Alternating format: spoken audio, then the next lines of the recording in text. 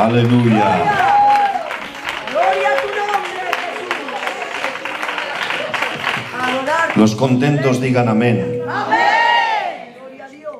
Qué cultazo estamos teniendo, hermanos. Oramos a ti, Jesús. Un abrazo para toda la iglesia. Amén. Os veo muy bien, hermanos. Veo a la iglesia con mucha alegría y con mucho gozo. Veo unos coros muy bendecidos y una iglesia muy bendecida. Amén. Y hoy el Señor me ha dado este regalo inmerecido de poder estar con vosotros, Aleluya. una iglesia a la cual amo mucho. Y cómo no, del pastor que tenéis y su compañera, es un anciano de zona ya. Es verdad que él hizo su trabajo en aquel tiempo, que no fue en vano. Gloria. Gloria al Señor. Y estoy muy contento, pastor, de estar con vosotros. Es un honor, es un placer. Aleluya. De estas obras de antemano que Dios prepara para que andemos en ellas. Amén. Amén. Para cada uno Dios ha preparado unas obras. Eso significa que lo que te venga a la mano tienes que verlo que es de Dios, que lo hagas, porque si no lo haces tú, pues le dejas esa bendición a otro. Hoy el Señor pues le ha placido, ha puesto esta obra a mi mano, la ha preparado Él de antemano y no la he querido desaprovechar. Señor, me voy a gozarme con mis hermanos de Cobaresa. Aleluya, gloria al Señor. Amén. Sé que tenéis unos ministerios bendecidos, les conozco a todos. Bueno, hay alguno nuevo ahora, me parece. Y sois una iglesia muy bendecida. Y quiero que te vuelvas a tu hermano y a tu hermana y le digas: alégrate de ser de Cobaresa. Dice. Gloria a Dios. Gloria al Señor. Vamos a abrir nuestras Biblias en Juan capítulo 8, versículo 56. Abraham se gozó de que había de ver mi día. Lo vio y se gozó. Vamos a repetir el texto. Abraham se gozó. Abraham, vuestro padre, se gozó de que había de ver mi día.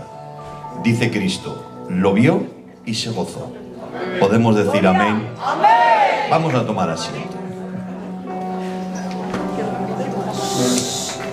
Vamos a intentar hablar en esta tarde una reflexión de este texto, de la cristología del Antiguo Testamento. Quisiera explicaros que toda la Biblia es cristocéntrica. Toda la Biblia tiene un contexto redentor. Apunta siempre a Cristo. Las 365 profecías de la Torá apuntaban a Cristo. Es totalmente cristocéntrica. Y Dios, en su providencia divina, ha ido orquestando todas las circunstancias y todos los eventos de la historia de la redención para que al final desembocara en la persona de Cristo. Por eso vemos, hermanos, la inerrancia de la Biblia. Inerrancia significa que está exento de error. Y vemos la inspiración de la Biblia, que es una inspiración verbal y plenaria. Plena porque es toda.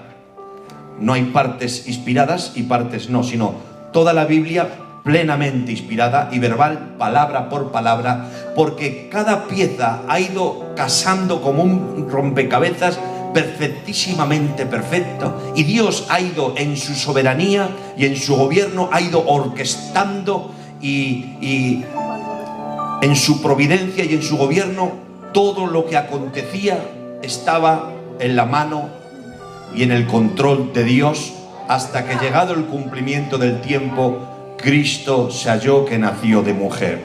Podemos ver, hermanos, que la Biblia es la palabra de Dios, porque si no fuera la palabra de Dios, 700 años antes de Cristo no hubiera sido capaz de acertar dónde nacería Cristo. Si preguntamos a la Biblia, a ver, Biblia, a ver si es verdad que eres palabra de Dios, ¿dónde tenía que nacer el Cristo? Y vamos a Miqueas 5:2, pero tú, Belén de Efratá, aunque eres la más pequeña entre las naciones, de ti nacerá el Cristo. A ver, Biblia, ¿de quién tenía que nacer? Isaías 7:14, 700 años antes de Cristo. He aquí os daré una señal. La Virgen concebirá y dará a luz un niño. A ver, Biblia, ¿cómo tenía que entrar Jesús en Jerusalén? Zacarías 9:9. Alégrate, hija de Sión, porque tu rey viene montado sobre un pollino, hijo de asna. A ver, Biblia, ¿cómo tenía que morir? ¿Que cómo tenía que morir? Salmo 22. Orararon mis pies y mis manos, contar puedo todos mis huesos. Mi verdor se convirtió en sequedad desde verano.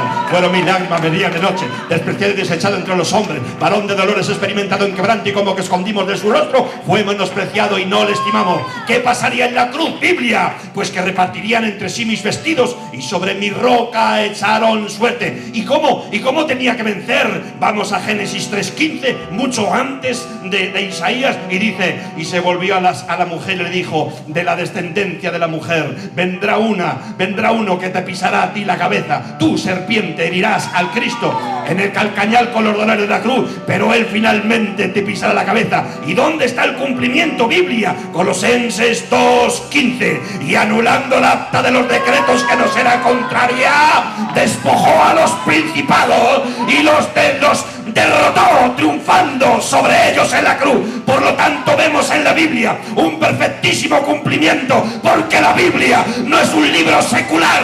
La Biblia es el aliento, la palabra de Dios. El nombre de Dios sea glorificado. Gloria a Dios.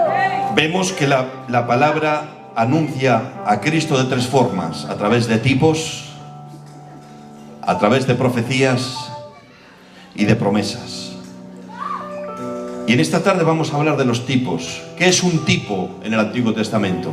Personas, lugares y cosas que anuncian la venida de Cristo. Repito, un tipo o tipología es una persona, lugar o cosa que anunciaba la venida de Cristo. Y el antitipo es Cristo, el cumplimiento. Y aquí vemos que dice la Biblia que Abraham se gozó de que había de ver el día de Cristo, el cumplimiento de la venida de Cristo. ¿Y cómo se interpreta este texto? Porque Abraham vivió muchos siglos antes de que naciese Cristo. ¿Cómo se interpreta esto? ¿Pero cuándo ha podido ver Abraham a Cristo? Pero si ha vivido dos o 3 mil años antes de que Cristo naciese. Mira, vamos a ver un poquito rápidamente la biografía de Abraham. Ya saben ustedes que Dios tiene un trato muy personal con Abraham, porque de él iba a venir el pueblo, la nación de Israel. Y primeramente le dice: sal de tu tierra, de tu parentela. Se sale de la tierra, se sale de la parentela, pero a medida que iba pasando el tiempo, con el tiempo la exigencia se iba incrementando. Después tuvo que separarse de Lot. Después Dios le exige que se circuncide. Después Dios le dice: anda delante de mí, sé perfecto. Y con el tiempo la exigencia se iba incrementando, porque déjenme decirles, no podemos pretender que se pasen los años y la exigencia no se incrementa. En el Evangelio, cuanto más años pasen, más se nos tiene que exigir, porque es por nuestro bien. La exigencia es su palabra, y la palabra es el alimento. Y a un niño hay que cambiar el alimento para que crezca, para que desarrolle. Y después de la leche materna viene la papilla, y después de la papilla vienen los potitos, y después de los potitos viene el alimento sólido. Pero es un bien para el niño. Tiene que haber un cambio de alimento. De la misma forma es en el Evangelio. No podemos creer pues que el Señor siempre tiene que darnos leche, y Dios te ama, y Dios te bendiga, y Dios te salva, y Dios... No. Si quieres madurar y si quieres crecer, tienes que buscar el predicador y el mensaje que te exija. Bendita exigencia que te mejora, bendita exigencia que va produciendo en ti el carácter de Cristo. Pues con Abraham pasaba esto. Con el tiempo cada vez Dios le exigía más. Llegó un momento que le dice al hijo de la esclava: despídelo, que no va a heredar con Isaac, porque eso fue una arducia de tu mujer por querer ayudarme a mí a hacer mi voluntad. A mí no me tiene que ayudar nadie a hacer mi voluntad. Yo te dije que ibas a tener un hijo, pero no de la esclava. Pero tu mujer parece ser que le ha faltado fe. Pero mira, despide al hijo de la esclava. Ahí Abraham tuvo que tener un conflicto bastante importante, de tal forma que Dios le dice: no te parezca cosa grave que tu mujer te mande despedir al hijo de la esclava, porque yo también haré de él una nación grande y le voy a bendecir. Pero escucha su palabra, porque no tiene que heredar el hijo de la esclava con el hijo de la promesa. Y de ahí ya diría Abraham: ya no me puede exigir más Dios, porque desde que me ha llamado me está exigiendo, y esto ya ha sido el colmo, porque aunque sea hijo de una esclava, es mi hijo de mi sangre. Pero qué sorpresa se llevó cuando llega al capítulo 22 y le dice: Abraham, Abraham, vete al monte Moriah y ahora me sacrificas a tu hijo Isaac, al que tanto amas, al hijo de la promesa. Vete y sacrifícamelo. Dios mío de mi vida, a Abraham se le tenían que fundir los plomos, porque el mandamiento chocaba con la promesa. La promesa era: en Isaac tendrás descendencia como las estrellas del cielo. No te preocupes, Abraham, porque de Sara tendrás un hijo. Y mira la descendencia que vas a tener. ¿Puedes contar las estrellas? Descendencia espiritual, no. ¿Puedes contar el polvo de la tierra? Descendencia física, tampoco. Pues de Isaac, tranquilo, de Isaac serás padre de naciones. Y ahora me mandas que lo mate. No te entiendo, Señor, me funden los plomos. Hay un choque de trenes, hay un accidente bíblico, porque el mandamiento choca con la promesa. Pero amigo mío, aunque Abraham tenía un conflicto mental porque no entendía a Dios, y tenía un conflicto sentimental porque, fijaros hermanos, qué lucha de sentimientos tenía que tener. Sin embargo, aleluya, él madruga para obedecer. No replica, no dice: no te entiendo, no te comprendo, no dice nada.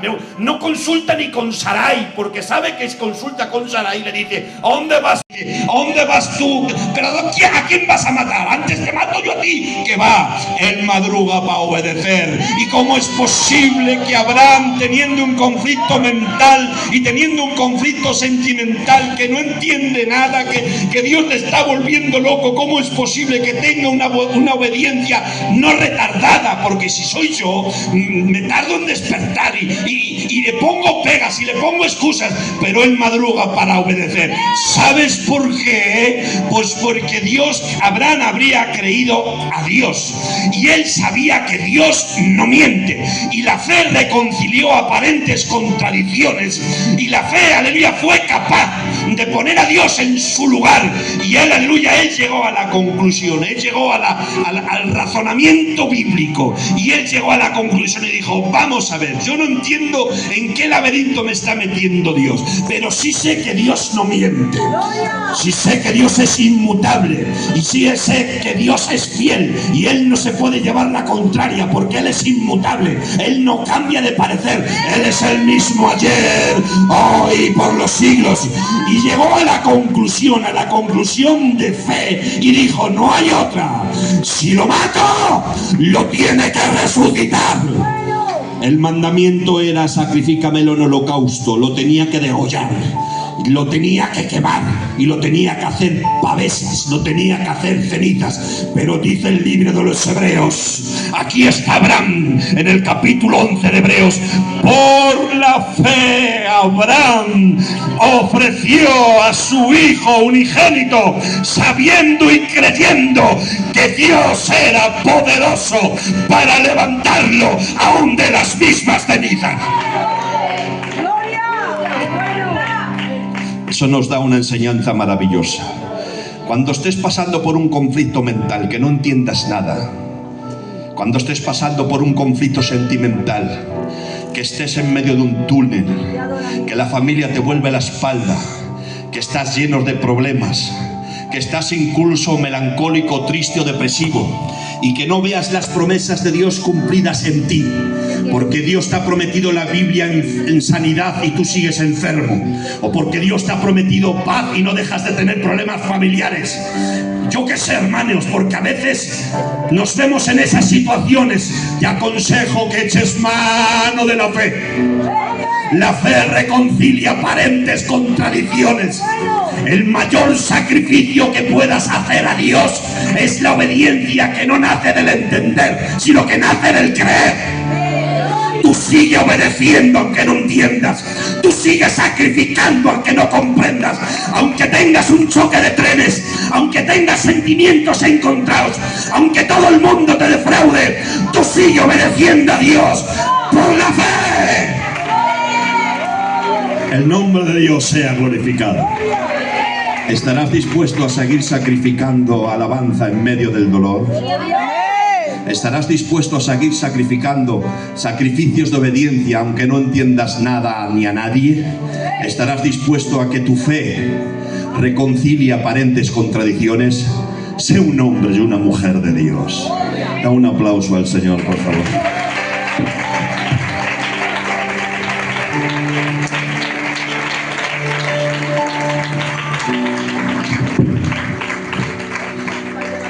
Pero ¿dónde se cumple el texto? Abraham se gozó de que había de ver mi día, justo antes de degollar al niño. Ay, Padre, palabras textuales, dice, y del cielo Dios salió dando voces. Porque estaba viendo Dios que en su corazón ya lo había sacrificado. Porque no necesita Dios que consumas algo para contarte como que lo has hecho o como que no lo has hecho. Porque sabe Dios que si no lo has hecho es porque no has tenido ocasión para hacerlo. Pero Él sabe, Él pesa las intenciones y sabe de sobra aquellas cosas que no has hecho porque no se te ha dado la ocasión, pero que si hubieras tenido la ocasión lo hubieras hecho, sea bueno o sea malo. Pues es lo que Dios vio en Abraham. Que lo sacrifica, que lo mata. Abraham, detente. Mira, por mí mismo he jurado que por cuanto no me has rehusado a tu propio hijo, ya he visto que temes a Dios. Te bendeciré y te multiplicaré.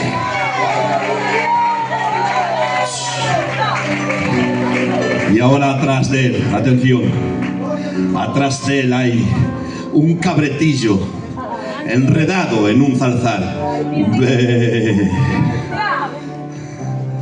Le había provisto Dios de ese cabretillo. Lo coge, pastor, y lo sacrifica en lugar de su hijo. Y ahora se goza porque Dios le hizo comprender. Viene la revelación, la iluminación del Espíritu Santo en él. Y entiendes, Abraham, entiendes que no has matado a tu hijo porque yo te he dado un sustituto. Pues de esa misma manera el Padre, de la descendencia de tu hijo, vendrá uno que en este mismo monte no mataré a todos porque lo mataré a él. Y Abraham, entendiendo esa verdad, que de la descendencia de su hijo, ay, ahora entiendo por qué me dijiste un día en tu simiente serán benditas todas las naciones. Ahora entiendo por qué me dijiste que un día vendrá un descendiente que hará benditos a todos. Es porque tú, de la misma manera que me has provisto de un sustituto, habrá un sustituto para la humanidad, que el castigo de nuestra paz vendrá sobre él, que se hará maldito por hacernos a nosotros benditos. Alguien que pagó con la ley, alguien que pagó por el pecado. Gracias, Padre. Y ahora Abraham dice, se cumple el texto, se gozó de que había de ver mi día. ¡Aleluya! ¡Ay, qué bonito! ¡Aleluya! Y se gozó por una promesa a crédito. Porque los Antiguos Testamentos, el sacrificio de Cristo tiene un efecto retroactivo y retrospectivo, alcanza el pasado, el presente y el futuro. Y los salvados del Antiguo Testamento eran salvados en lo que había de venir, poniendo fe en la promesa. Eran salvados a crédito, como cuando pasamos la tarjeta de crédito, compramos hoy pero pagamos el mes que viene. Pues los antiguos testamentarios, sus pecados eran pasados por alto hasta que viniese el perfecto cumplimiento, que era Cristo. Pero le bastó para gozarse. Y nosotros, ellos miraban hacia adelante, pero nosotros miramos hacia atrás. Abraham se gozó por un sacrificio que todavía no había sido consumado, pero es que nosotros ya se ha hecho efectivo en el tiempo y en el espacio. Nosotros ya nos gozamos de la salvación que tenemos. Nosotros es que ya somos hijos de Dios. Nosotros es que el sacrificio se ha cumplido. ¿Y por qué no me gozo? ¿Y por qué no te gozas? tengo que decirte algo muy importante. Tienes más dignidad que la que tú te piensas. El castigo de nuestra paz ha sido sobre él. Te sobran motivos para gozarte. Tienes más motivo para estar contento que para estar triste. El castigo de nuestra paz ha sido sobre él. Tienes un seguro, dice la Biblia en Romanos capítulo 8, verso 1. Ahora pues, ninguna condenación hay para los que están en Cristo Jesús. Dice la Escritura, no os gocéis de que echéis fuera demonios, antes gozáis en que vuestros nombres están escritos en el libro y en la vida. Dice la Biblia, y a todos los que creyeron les ha dado el poder, la potestad de ser llamado hijo de Dios.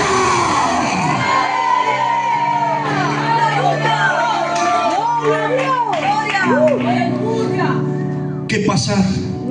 Que no tienes el gozo de la salvación. No es normal. ¿Dónde está el gozo de tu salvación?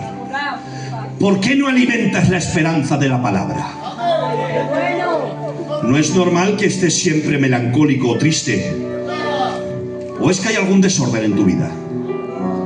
¿O es que a lo mejor hay algún hábito oculto que nadie sabe? Algo no es normal que un creyente que haya sido hecho, que los beneficios redentores han sido depositados en él. Salvo por gracia. Ay, Padre Santo. Instantáneamente, salvo por gracia mediante la fe, instantáneamente. Templo del Espíritu Santo, por gracia mediante la fe, instantáneamente. La corona de la vida, salvo por gracia mediante la fe, instantáneamente. La sangre de Cristo, instantáneamente. Cristo como abogado, instantáneamente. La promesa del arrebatamiento, instantáneamente. La resurrección de los muertos, instantáneamente. La nueva Jerusalén, instantáneamente. Tienes más motivos para gozarte que para estar triste. ¿Por qué no te gozas? Jesús. ¿O qué estás esperando? ¿A no tener ningún problema para gozarte? Pues espérate sentado. Porque cuando no tienes una cosa, mirad lo que os digo. Si vamos a esperar a disfrutar del gozo de la salvación a un momento que no haya ninguna crisis ni ningún problema, no esperes a eso porque salimos de una y nos viene otra. El gozo de Dios tiene que ser inalterable, tiene que estar, no puede ser circunstancial.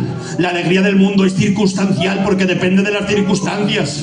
Pero nuestro gozo no es circunstancial, es un gozo inalterable, porque no depende de los hombres, ni depende del materialismo. Es un gozo que depende de las promesas de su palabra. Si Abraham se ha gozado, yo soy descendiente de Abraham, soy hijo de Abraham por la fe, porque en quien creyó Abraham, también he creído yo. No me da la gana tener depresión, no me da la gana para 4 días que me viví estar amargado. Quiero gozarme y quiero decir, yo me gocé con los que me decían, a la casa de Jehová iremos.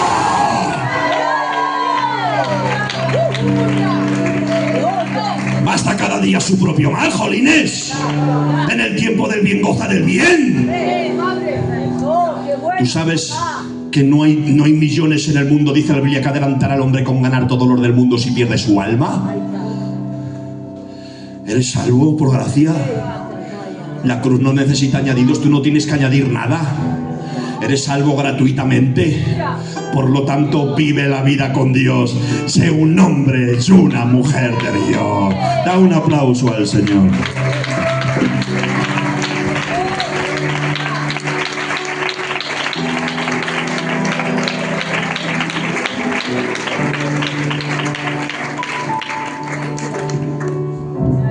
¿Vas a estar un poco más contento de aquí adelante? Te está hablando Dios. No dejes que las lágrimas del presente empañen tu esperanza. Gozosos en la esperanza, dice la Biblia, sufridos en la tribulación, constantes en la oración. Aleluya. Dice, no os gocéis en que seáis fuera demonios, porque el gozo ministerial es alterable. Porque habían echado fuera demonios, y no es malo, al revés, es bueno. Pero les dice Jesús, que no digo que sea malo que echéis fuera demonios, pero no pongáis el éxito en el servicio como base de vuestro gozo. Porque esos mismos después le dijeron, maestro, ¿por qué no hemos podido echar al demonio de ese joven? Que ese padre ha venido defraudado. Oh generación incrédula y perversa, ¿hasta cuándo de estar con vosotros? Los mismos que vienen envanecidos por echar fuera demonios, luego fracasan y están frustrados y acomplejados. ¿Os dais cuenta cómo no podéis poner vuestro gozo en los éxitos ministeriales ni en el servicio? Que es más importante lo que sois que lo que hacéis.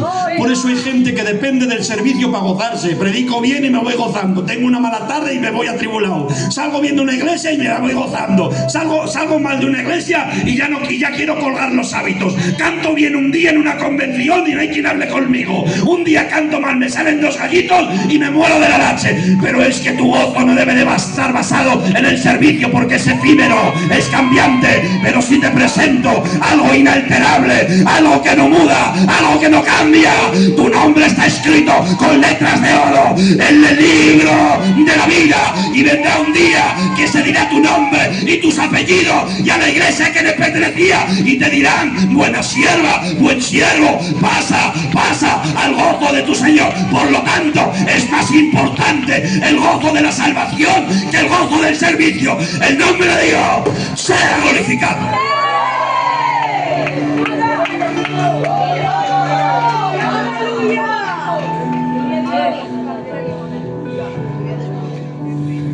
Abraham se gozó porque entendía que su destino estaba seguro.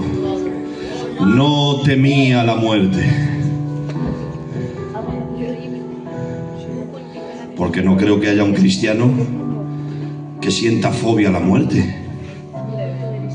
Pablo dice: para mí el vivir es Cristo y el morir ganancia. Estimada es a Jehová la muerte de todos sus santos. La muerte se ha pasado a ser el siervo de los creyentes que nos lleva al cielo.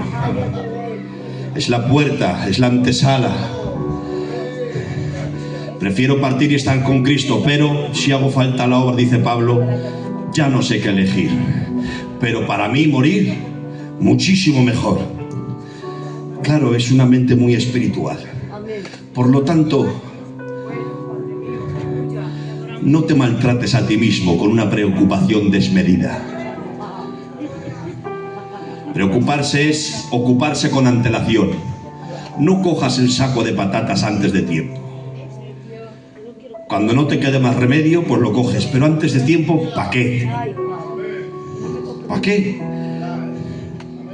Por eso sé inteligente, que tu mejor amigo después de Cristo eres tú mismo. Y psicológicamente te estás maltratando mucho porque no disfrutas del gozo de la salvación. Así que recibe esta palabra como una medicina para tu alma. Gózate más. Hay mucha gente frustrada porque no se ve reconocida. Hay muchos obreros frustrados porque no se ven reconocidos, porque creen que pasan desapercibidos. Y no te digo que no tengas razón, porque cada uno tiene sus espinas. Pero voy a decirte que la dignidad, la honra y el privilegio no nos la da el cargo. Eso es secundario, eso es pasajero. La dignidad y la honra te la da ser un hijo de Dios. Amén. Me estoy liando, ¿eh? A ver, ¿qué hora es? 25 minutos.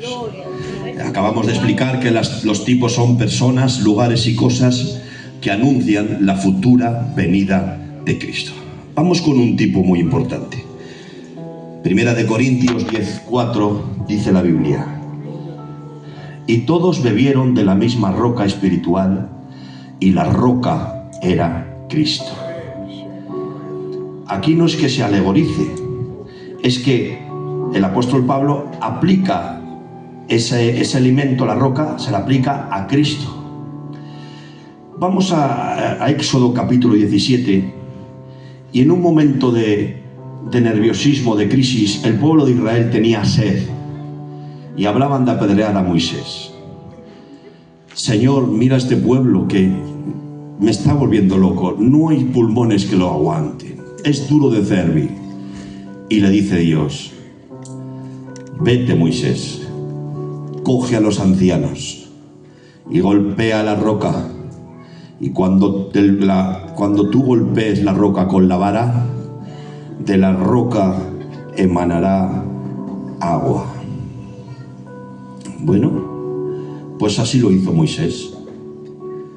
reúne al pueblo, golpea la roca, y cuando golpea la roca, el pueblo se sació y bebió. Y ahora Pablo dice, ¿veis esa roca? Pues era una simbología de Cristo. ¿Y por qué Pablo? Porque de la misma manera que Moisés golpeó la roca, así vendrá el Cordero de Dios molido por nuestros pecados. Dice la Escritura, como cordero fue llevado al matadero y como ovejas ante sus trasquiladores se enmudeció y no abrió su boca. Dice la Escritura que por cárcel y por juicio fue contado, mas su generación ¿quién la contará? Dice, mas Jehová quiso cargar en él el pecado de todos nosotros. Mas su generación ¿quién la contará? Y cuando haya puesto su vida en expiación por todos, verá el fruto de la aflicción de su alma y quedará satisfecho.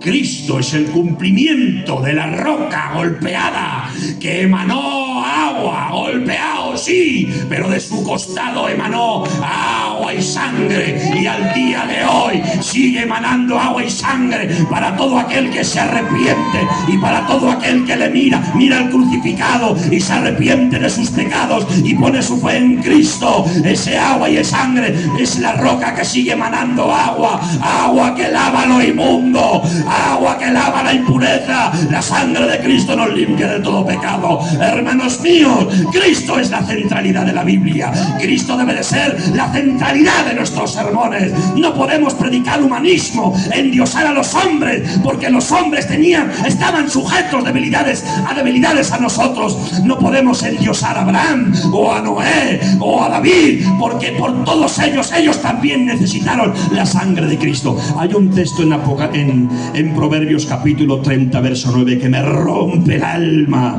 Dice la Escritura, hay tres cosas que me son ocultas, y dice, número uno, el rastro del águila en el aire no deja rastro. Otra cosa que es oculta, el rastro del barco en el agua. Ni el ave en el aire, ni el barco en el agua deja rastro. Y el rastro de la serpiente en la roca.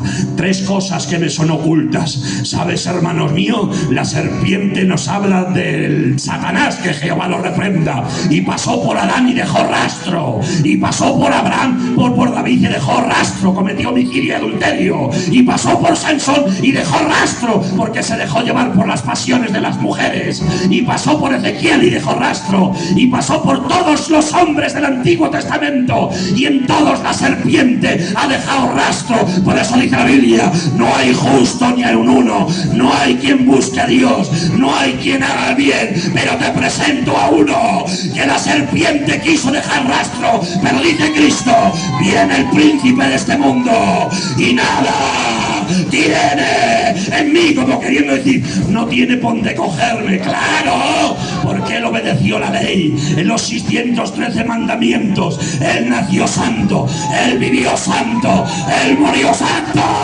y resucitó santo.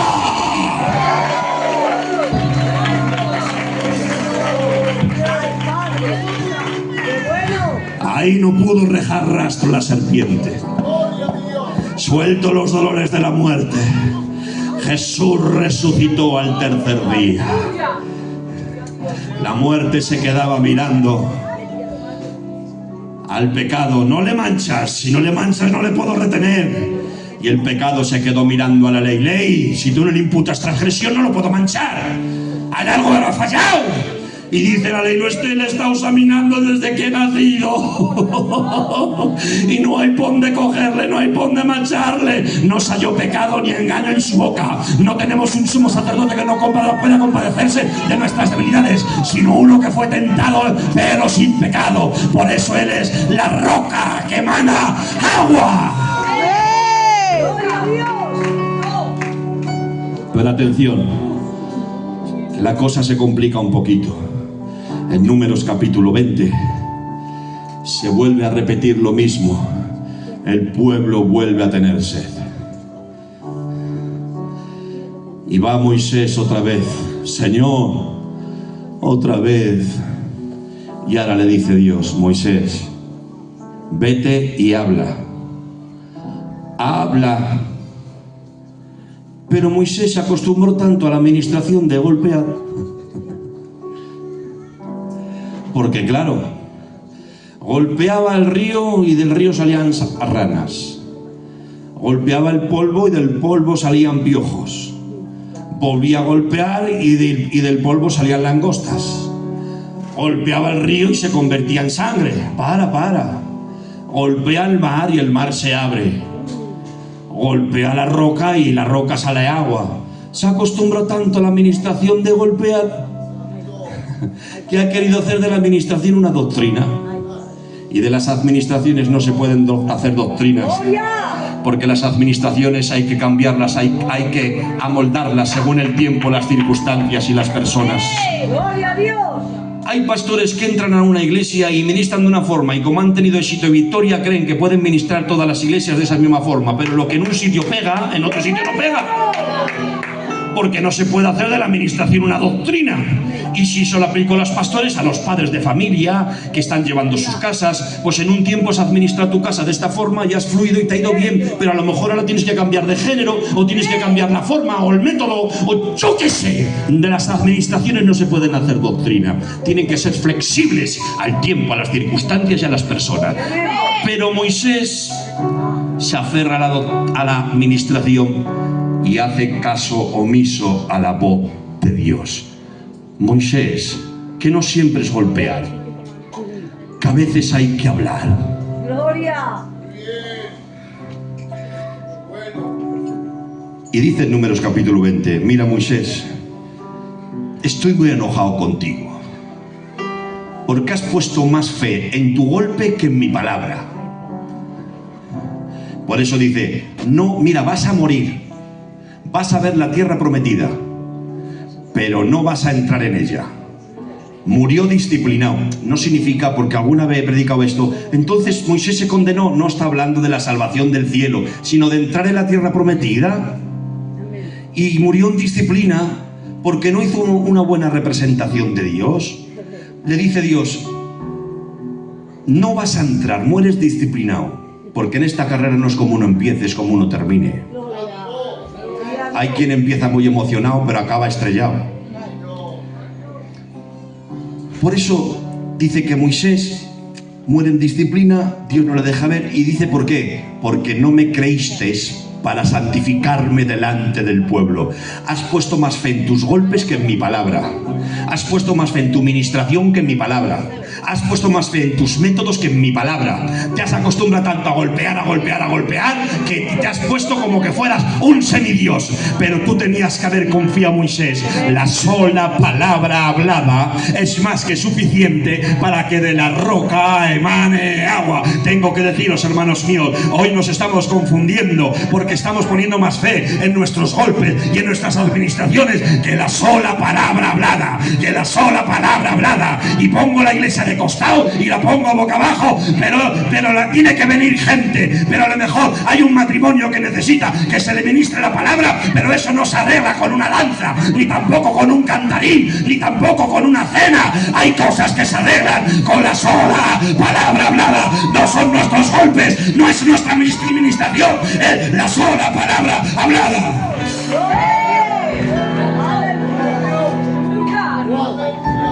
Y golpe va y golpe viene.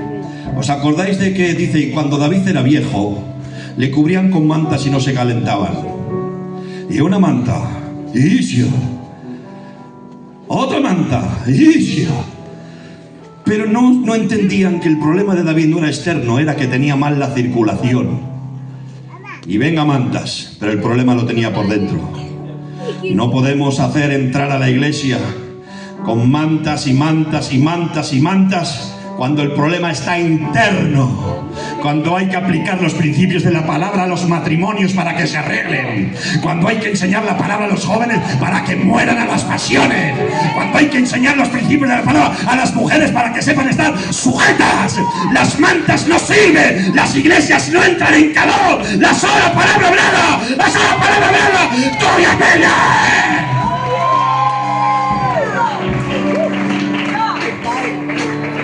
Golpe va y golpe viene.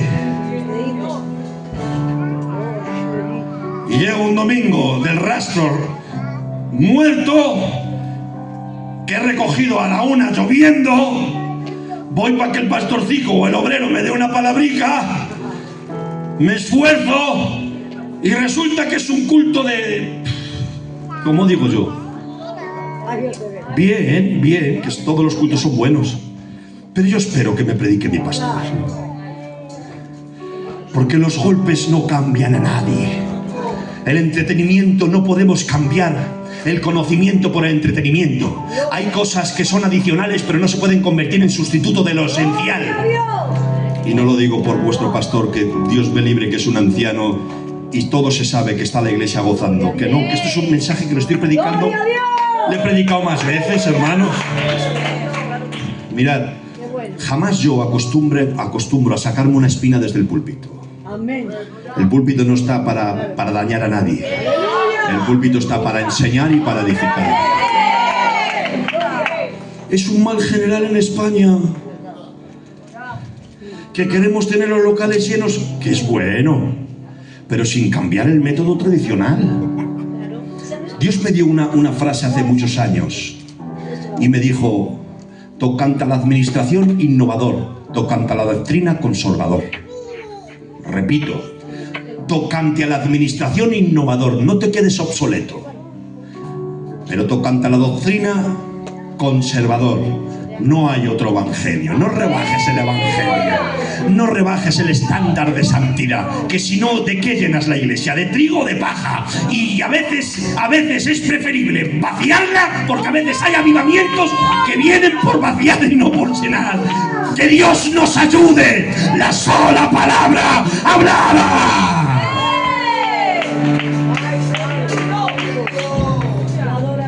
Dice, no me creísteis.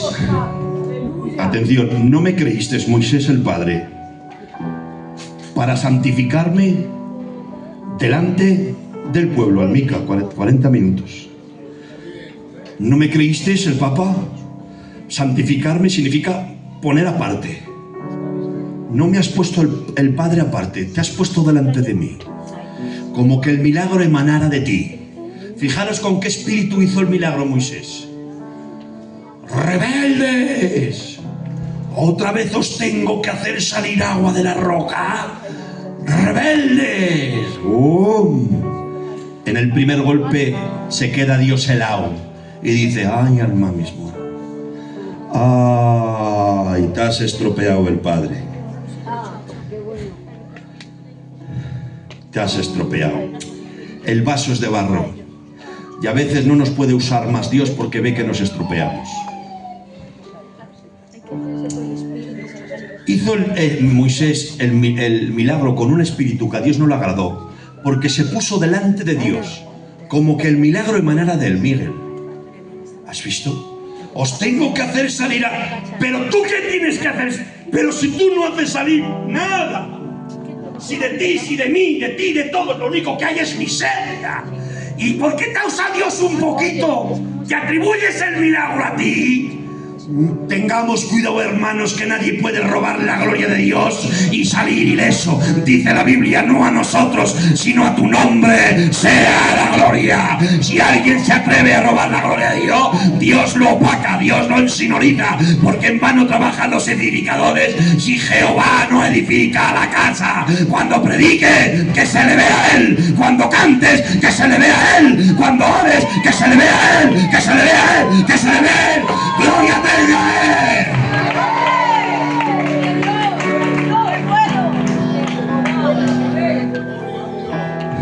Al final, por misericordia sale agua. No porque tú te lo merezcas, si por ti fuera ni una gota caía. Pero ¿qué culpa tiene este pueblo? Porque en Dios no existen las venganzas pobres. Las venganzas pobres están en el pueblo gitano. Que un primo quinto se mete con uno y tengo que pagarlo yo porque es primo quinto. Pero en Dios no hay venganzas pobres. Dios es el justo juez. ¿Qué culpa tienen estos? ¿Va a pagar el pueblo tus platos rotos? No, lo pagas tú. No entras a la tierra. La vas a ver. Padre, después de 40 años pastoreando el pueblo de Israel, llega el día de la inauguración de la iglesia y se come la guinda de la tarta Josué. Sí, el Padre. porque no me has creído ni me has santificado. Es que al final tu currículum se ha feado, porque empezaste humilde pero terminas subido a la parra. Entonces la salvación es de Dios, no quedas privado de ella. Porque están los héroes de la fe, pero sí quedas privado de esta bendición. Pero fijaros, se enoja Dios también tanto. ¿Sabes por qué?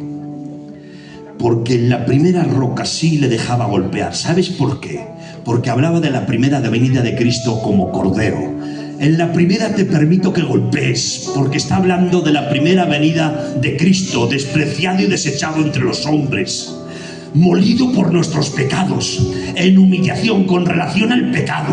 En la primera venida Cristo no viene como en toda su potencia divina, viene con un cuerpo de carne. En la primera venida no viene como león, viene como cordero. El que a mí viene yo no le echo fuera. El que venid a mí los cargados y trabajados, viene manso, viene humilde, viene a lavar los pies a sus discípulos, viene a perdonar a la mujer adúltera, viene a perdonar a Zaqueo, viene a limpiar leprosos, a sanar ciegos, a resucitar muertos. Viene como cordero y viene golpeado, pero en la segunda venida no viene como cordero, viene como león. Por eso la segunda roca está hablando de la segunda venida de Cristo, que ya no vendrá como cordero, él vendrá como león de la tribu de Judá, como rey de reyes. Dice la Biblia en Apocalipsis capítulo 19, dice: y vi el cielo abierto y un caballo blanco, y el que lo montaba se llamaba Fiel y Verdadero. Sus ojos estaban como llamas de fuego, su cabeza llena de diadema, sus pies como el bronce bruñido, su ropa teñida en sangre. Viene pisando el lagar de la ira de Dios, y en su muslo había un nombre, el Verbo de Dios, y en su vestidura había otro nombre, Rey de Reyes y Señor de Señores. Cristo como cordero, él como cordero balaba, y como cordero perdonaba pecados y salvó al ladrón, y como cordero las piedras se partieron y el día se llenó de tinieblas, y como cordero él dijo: consumado es, y los demonios entraron en pánico y fueron despojados como cordero. Si eso hizo bramando como un cordero, ¿qué será cuando venga en ira? ¿Qué será cuando venga rugiendo? Oh, mi Cristo, cuando aparezca en la segunda venida. Dice: y sus santas decenas de millares y los ejércitos celestiales le acompañarán vestidos de lino finísimo. Rugirá el león. Y dice: y destruirá al anticristo y al falso profeta, y los echará al lago de fuego. Rugirá y destruirá a todos los ejércitos que vendrán a luchar contra el Altísimo. Rugirá y echará al lago de fuego a todo el que se deje sellar con el 666. Por eso en esta tarde te aconsejo que lo aceptes como cordero. Es mejor que lo conozcas como cordero. Como cordero perdona, salva, limpia, pero como león juzga.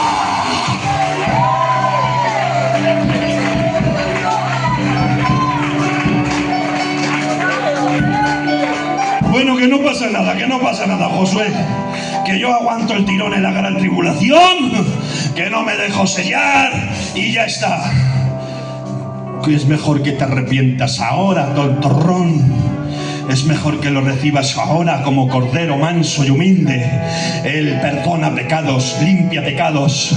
Él, aleluya, te regala el cielo. Conócelo como cordero tierno, humilde, perdonador de pecados, que después vendrá en ira. Por eso hoy es día de salvación. Si hay alguien que todavía tiene que arrepentirse de algo, alguien que no se habla con algún familiar, el que esté dejando, el que esté mintiendo, que deje de mentir, el que esté codiciando, que deje de codiciar, el que tenga miradas adúlteras, que las deje de tener, el que esté pecando en secreto, que deje de pecar. Arrepiéntete hoy para que no te lamentes mañana. Arrepiéntete hoy. Cristo viene pronto.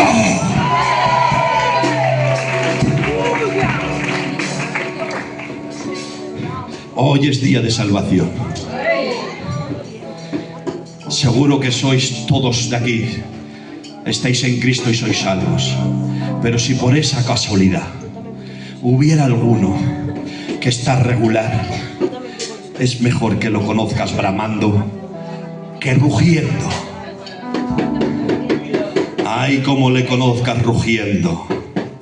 Si te cuesta ahora salvarte con una iglesia que te ama y que te arropa, si te cuesta ahora salvarte con un pastor que no puedes faltar un día que te llama por teléfono, si te cuesta ahora salvarte con un grupo de jóvenes bendecidos, con el Espíritu Santo como agente morador permanente, si te cuesta ahora salvarte que tienes a Cristo como abogado defensor, hijitos míos, no pequéis, pero si pecáis, abogado tenemos para con el Padre.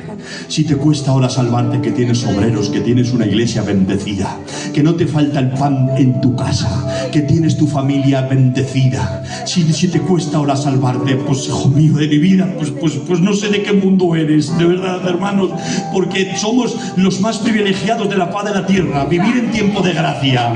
Tú sabes lo que era vivir en la ley. No toques, no gustes, nadie podía cumplir la ley, las fiestas, los sacrificios, ay Padre Santo de mi vida, pero ahora que nos lo ha dejado todo Dios hecho, que todas las cosas que pertenecen a la vida y a la piedad nos han sido dadas, sálvate hoy, conócele como Cordero, arrepiéntete, agárrate a la cruz de Cristo, en el nombre poderoso de Jesús.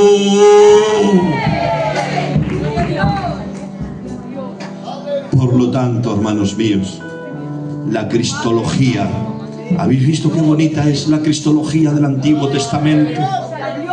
Cristo en toda la Biblia. Cristo la centralidad de nuestros sermones. Porque dice, y nadie viene al Padre si no es por mí. Ay, Padre. Y que haya doctrinas que rebajan la persona de Cristo. Y dicen que Cristo no era Dios, que era un profeta. El Señor lo... Bueno.